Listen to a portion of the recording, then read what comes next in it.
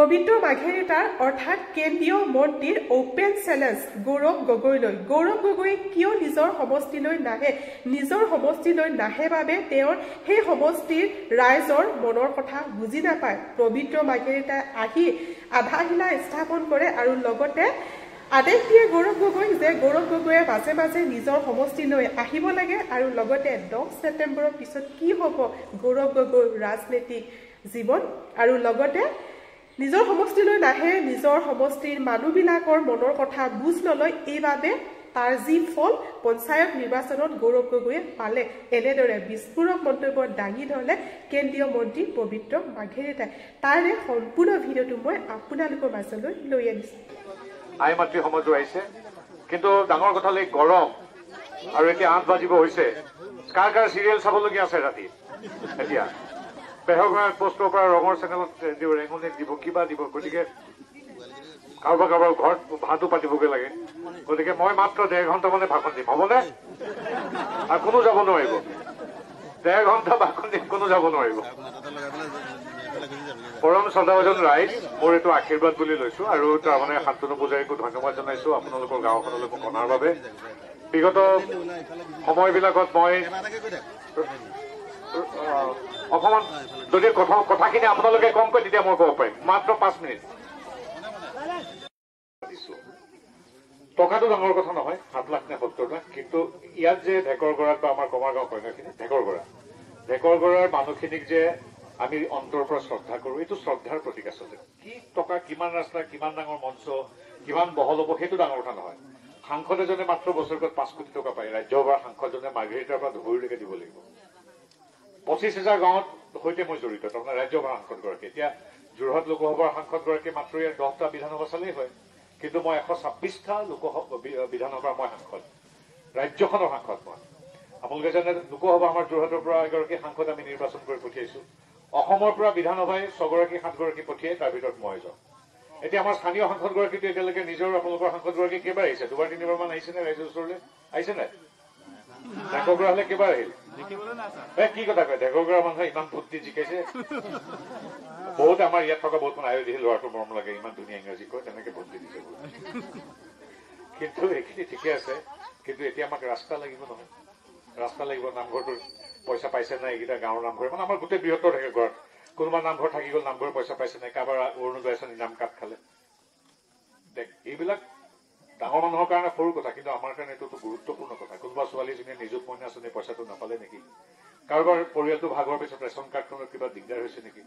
হয় নহয়? কোনোবা মানুহৰ অসুখ হৈছে, টকা 5,000 কেনেবাকৈ কৰবাত দিব পাৰি নেকি?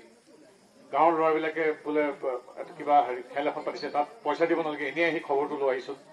এই কথাবিলাকৰ বাবে এগৰাকী বিধায়কৰ লগতে সাংসদগৰাকীৰ প্ৰয়োজন, যি সুখে দুখে মানুহখিনিৰ লগত থাকে। আমাৰ মানুহবিলাকৰ ছবি মানুহ, একো নিদিলেও গামোচাখন খুব অন্তৰৰ পৰা পিন্ধায়, হয় নহয়?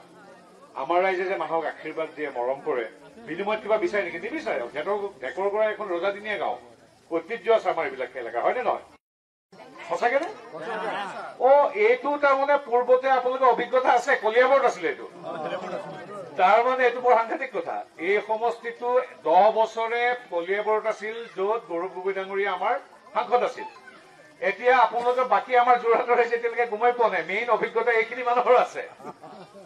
10 বছৰতো মিনিমাম আপোনালোকক 5টা প্ৰকল্প দিছে, ইয়াত দিছে নে নাই? দিয়া বৃহত্তৰ আমাৰ ঢেকৰগড়া ঐতিহ্যমণ্ডিত ঢেকৰগড়াত এতিয়া গম পাইছো একো দিয়াটো দূৰৰ কথা, আজিলৈকে বোলে খবৰ ল'বলৈকে অহা নাই, দেখা দিয়া নাই, আই মাতৃয়ে কৈছে। এতিয়া 11 বছৰ হ'ল। এতিয়া আমাৰ তিয়ক, চন্তক, মৰিয়নী, নাজিৰা, শিমলুগুৰিৰ মানুহেতো এতিয়ালৈকে গম পোৱা নাই, ইংৰাজী শুনি আছে। আচল ইংৰাজীটো এই মানুহখিনিয়ে গম পায়। 11 বছৰ যদি এগৰাকী সাংসদ নাহে, মই তেওঁক অনুৰোধ জনাম, ঢেকৰগড়ালৈ আহক। একো দিব নালাগে, কিবা দিবলৈ থাকিলে মই দিম। এবাৰ আহক, আমাৰ মানুহখিনিৰ এটা ধুনীয়াকে আশীৰ্বাদ লৈ যাওক, মানুহখিনিৰ লগত কথা পাতক। আমাৰ ডেকা ল'ৰা ছোৱালীবিলাকে কিমান সীমাবদ্ধতাৰ মাজতো ক্ৰীড়া, সংস্কৃতি সকলোতে, নাচ, ভাওনা, বিহু সকলোতে কেনেকৈ আগুৱাই গৈছে এবাৰ চাওক। হয়নে নহয়? একো দিব নালাগে, হয়নে? দিব 10 বছৰ দিয়া নাই, অহা 2 বছৰত কি দিব? কিন্তু আমাৰ পৰা তেওঁলৈ আশীৰ্বাদ আছে, কাৰণ অসমীয়া সমাজে, আমাৰ ভাৰতীয় সমাজে, মই নিজে আহোম দেই, আমাৰ আহোম সমাজে সদায় মানুহৰ শুভ চিন্তা কৰে। তেওঁৰ পৰিয়ালৰ সৈতে তেওঁ সদায় কুশলে থাকক। ইলেকশ্যনত হৰাটো বিচাৰি বেলেগ কথা, কিন্তু ইভাগে তেওঁ সদায় কুশলে থাকক ভাল আমাৰ নিজৰে এটা আমাৰ যেনেকুৱা যাৰ কাৰোবাৰ খুৰাক ভতিজাক পুতেকৰ নিচিনা একেই কিন্তু সাংসদ হিচাপে কিন্তু সাংসদৰ দায়িত্ব পালনত তেওঁ যে সম্পূৰ্ণ ব্যৰ্থ হৈছে মই ঢেকৰগড়লৈ আহি যি সম্পূৰ্ণ গম পাইছো 11 বছৰ এই বৃহত্তৰ অঞ্চলটো হাইৱেৰ পৰা কিমান দূৰ আমাৰ ঢেকৰগড় কিমান সোমাব লাগে 2 কিলোমিটাৰ বৰচাৰিলি না হাইৱেৰ পৰা 2 কিলোমিটাৰ 2 কিলোমিটাৰ গাড়ীখন সোমাই নে 3 মিনিটত পাহি দেখোন গতিকে মই গৌৰৱ গগৈ ডাঙৰীয়াক ঢেকৰগড়ৰ পৰা আহ্বান জনাইছো আপুনি লাজ একো কৰিব নালাগে সংকোচ কৰিব নালাগে আমাৰ মানুহে আপোনাক আটাইতকৈ ধুনীয়া এখন খোলাং গামোচা আদৰণি জনাব অন্তৰৰ পৰা আশীৰ্বাদ দিব এনেই খবৰ ল'বলৈ অহাচোন মানুহ কেনেকে আনি আছে ঐতিহ্যমণ্ডিত সেই ৰজাদিনীয়া ঢেকৰগড়ৰ ৰাইজ কেনেকে আছে মই আপোনাক আমন্ত্ৰণ জনাইছো লাগিলে মই আপোনাক চেলেং চাদৰ আদৰিম এতিয়া কথা হ'ল আমি ভৱিষ্যতৰ সময়বিলাকতো আহি থাকিম ৰাস্তাটো আজি এইবিলাক শুভাৰম্ভ ইয়াৰ পিছত আমাৰ পঞ্চায়ত নিৰ্বাচিত হৈছে তেওঁলোকে যি সামান্য পইচা পায় দুৰ্নীতিবিহীনভাৱে তেওঁলোকে যিমান পাৰে কৰিব সামান্য পইচা পাব আপোনালোকৰ ইখন গাঁৱৰ মানুহে ক'ব মোৰ ৰাস্তাটো বনাই দিয়ে ইখন গাঁৱৰ মানুহে ক'ব ৰাস্তাটো বনাই দিয়ে সেইটো সম্ভৱ নহ'ব মিলামিচাকে আপোনালোকে যেনেকে আগবঢ়াই লৈ যায় তেওঁলোকে দিব খালি এটাই চৰ্ত যদি কেনেবাকে বোলে শিল পেলোৱা কামটো কাৰোবাৰ খুলেলিয়েক ভাগিনীয়েক দেউৰেক ভতিজাকে পাইছে আমাক কৈ দিব গম পাইছেনে বোলে আমাৰ এইবিলাক আমাৰ নিজৰ মানুহ আমাৰ চব ঘৰৰ মানুহ দেই আপোনালোকে ভুল নুবুজিব মই কথা তাক কেতিয়াবা আকৌ এই 100 জনৰ ভিতৰত এজন বেছি স্মাৰ্ট মানুহ ওলাই যায় নাযায় বোলে সকলো কাম তেওঁ খুলখালিকহে পায় তেওঁ বোলে সখীয়েকৰ পুতেকে পায় হয় নহয় সখীয়েকৰ পুতেকে পায় নাইবা দেউৰেকে পায় আচ্ছা দেউৰেকে যে নাপাব সেইটো কথা নহয় কিন্তু এইটোত নাপালে ভাল আৰু বেলেগত পাম পাই হয়নে আৰু কামবিলাক ভালকে হ'ব লাগিব আপোনালোকে চাই দিব আৰু এইবিলাক হ'ল আমাৰ নিজৰ আপোন মানুহ ৱাৰ্ড কমিশ্যনাৰ গৰাকী আমাৰ পঞ্চায়তৰ মানুহগৰাকী আমাৰ জিলা পৰিষদ আমাৰ নিজৰ আপোন মানুহ নিজৰ পৰিয়ালৰ সদস্য মানুহক সেৱা কৰিম বুলি মোদীজীৰ হিমন্ত বিশ্ব শৰ্মা দৰ্শৰে আগবাঢ়ি আহিছে তেওঁলোকক আজি দুদিনৰ আগতে আমাৰ আপুনি আহিব উদ্বোধন কৰিব মই প্ৰতি ঘৰ মানুহক ইয়াত আহি সোমাই কৈ থৈ গৈছো কওক নাই কোৱা বুলি একদম মই সেইটো কৈছো যে আমাৰ বাইদেউ দৰে আমাৰ ব্যক্তিসকল হ'ল আমাৰ সম্পদ আমাৰ কাৰণ এতিয়া আমাৰ চবে আমি নিজৰ কি আছে কৈ দিয়া কোনে ক'বা কি ক'বা এইফালে ফটোখন তুলিব দিয়ক আমাৰ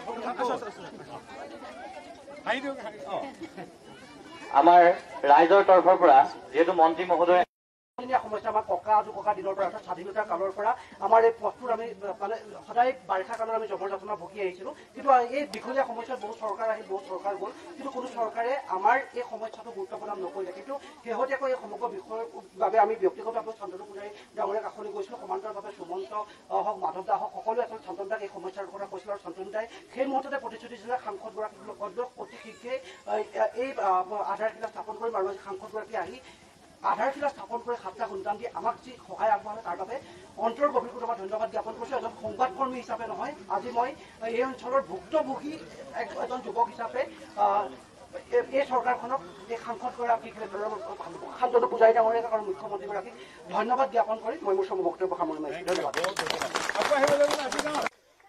ঢেকৰগড় এটা আমাৰ ঐতিহ্যমণ্ডিত এলেকা সাংস্কৃতিকভাৱে সামাজিকভাৱে শৈক্ষিকভাৱে ক্ৰীড়া ক্ষেত্ৰত এই অঞ্চলটো সেই তাহানিৰ দিনৰ পৰা আগবঢ়া ঢেকৰগড়টো ৰজাদিনীয়া নামটো শুনিলে গম পোৱা যায় গতিকে ঐতিহ্যমণ্ডিত যোৰহাট লোকসভা সমষ্টিৰ অন্তৰ্গত আমাৰ টিয়কৰ অন্তৰ্গত ঢেকৰগড়ৰ ৰাইজৰ সৈতে আমাৰ আগৰ পৰা সম্পৰ্ক আছে শান্তনু পূজাৰীয়ে ক'লে যে এটা পথ দেখিলে আচৰিত হ'ব যে আজিলৈকে তাত শিলে চপৰা পৰা নাই গতিকে ঢেকৰগড়ৰ সেই পথটোৰ প্ৰথম চৰ নিৰ্মাণ কৰিবৰ কাৰণে যৎপৰো নাস্তি চেষ্টা চলাই এটা আৰ্থিক অনুদান আমি আগবঢ়াইছোঁ এই আচলতে খুব বিশাল অৰ্থৰাশি নহ'লেও ৰাইজৰ প্ৰতি থকা আমাৰ শ্ৰদ্ধা আৰু যে আমি সুখে দুখে মানুহখিনিৰ লগত সদায় আহি আছোঁ আপোনালোকে দেখিছে সেইটোৱে কথা প্ৰতি সপ্তাহত মই যোৰহাট লোকসভাৰ ৰাইজৰ গাঁৱে ভূঞে এনেধৰণে যুৱ সমাজৰ পৰা জ্যেষ্ঠজনলৈকে সকলোৰে কাষত থিয় হৈ গাঁৱে ভূঞে সদায় থাকোঁ আৰু মই আচৰিত হৈছোঁ এই ঢেকৰগড়া অঞ্চলটো আমাৰ দৰ্শকসকলে নাজানিব ঢেকৰগড়া অঞ্চলটো পূৰ্বতে কলিয়াবৰত আছিল তাৰপিছত এতিয়া যোৰহাটলৈ আহিল মূল যিটো ঘাইপথৰ পৰা 1.5 কিলোমিটাৰ 2 কিলোমিটাৰ আহিলে ঢেকৰগড়া পায় মোক কংগ্ৰেছী মানুহখিনি বেয়া পাব নালাগে বিগত 11 বছৰে সন্মানীয় সাংসদ একেগৰাকী সাংসদ আছে গৌৰৱ গগৈ এই ঢেকৰগড়াত কিবা এটা দিয়াটো দূৰৰ কথা হাজাৰ হাজাৰ খিলঞ্জীয়া মানুহৰ বসতি প্ৰধান ঢেকৰগড়াত আজিলৈকে তেওঁ অহাই নাই গতিকে মই আমাৰ সত্যৰ জৰিয়তে বা অন্য যি চেনেল আছে এইবিলাকৰ জৰিয়তে গৌৰৱ গগৈক ঢেকৰগড়ালৈ আমন্ত্ৰণ জনাইছোঁ। একো অনুদান দিব নালাগে, চান্দা দিব নালাগে। এইবাৰ মানুহখিনিৰ লগত থিয় হওক, আপোনাক অন্তৰৰ পৰা তেওঁলোকে আশীৰ্বাদ দিব।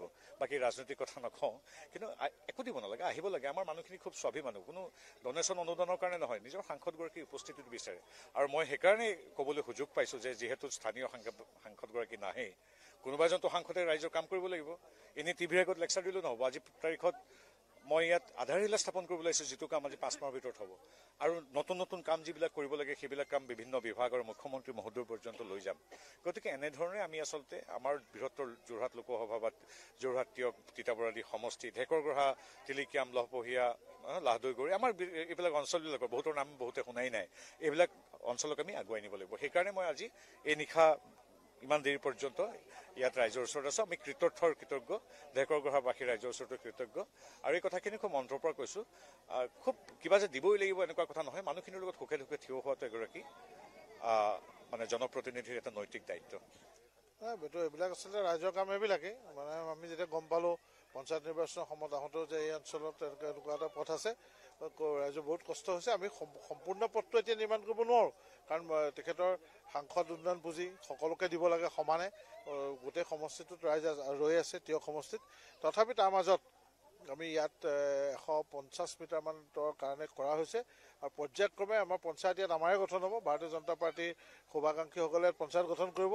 গতিকে অহা এটা বছৰৰ ভিতৰত এই ৰাস্তাটো সম্পূৰ্ণভাৱে সম্পূৰ্ণ হৈ উঠিব, পঞ্চায়ত আৰু আমাৰ সাংসদ পুঁজিৰ উন্নয়নৰ ধৰণে। তো ৰাইজ, ভিডিঅ'টো আপোনালোকৰ মাজলৈ আগবঢ়ালোঁ। ভিডিঅ'টো চাই কেনেকুৱা পালে মোক কমেণ্ট কৰি জনাবলৈ নাপাহৰিব। প্ৰথমবাৰ যদি চেনেললৈ আহিছে, চেনেলটো ছাবস্ক্ৰাইব কৰি ৰাখিব। আজি এই ভিডিঅ'টো মই ইয়াতে সামৰণি মাৰিছোঁ। মই যিহেতু এনেকুৱা ধৰণৰ ভিডিঅ' আপোনালোকৰ মাজলৈ প্ৰস্তুত কৰোঁ, সেয়েহে ভাবিলোঁ পবিত্ৰ মাঘেৰে তাৰ অ'পেন চেলেঞ্জ দি গ'ল গৌৰৱ গগৈ। আৰু গৌৰৱ গগৈয়ে নিজৰ সমষ্টিলৈ নাহে, এনেদৰে বিস্ফোৰক মন্তব্য দাঙি থৈ গ'ল। সেই ভিডিঅ'টোহে মই আপোনালোকৰ মাজলৈ আগবঢ়ালোঁ। চাই যদি ভাল লাগিলে চেনেলটো ছাবস্ক্ৰাইব কৰি ৰাখিব। আজিলৈ বাই বাই।